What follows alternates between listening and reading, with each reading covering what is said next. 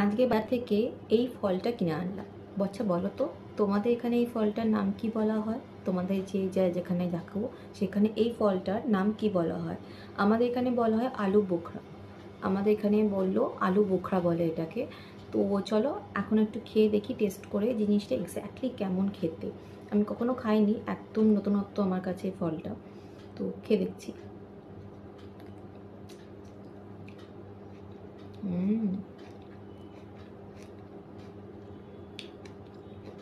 একটু টক টক, একটু মিষ্টি মিষ্টি,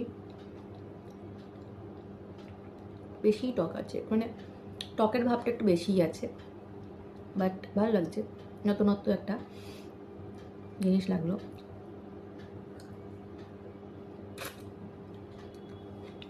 আর ভেতরে আবার বীজ আছে একটা, ভেতরে সিডসও আছে।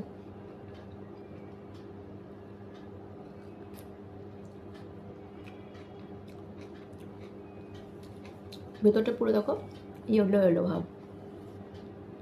এটা দেখো না, এটা আমার লিপস্টিক লেগেছে, তো আমার তো ভালোই লাগছে খেতে।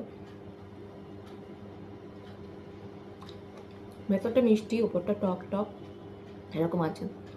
তো তোমাদের কেমন লাগছে বা এটা খেয়েছো কিনা কখনো আমাকে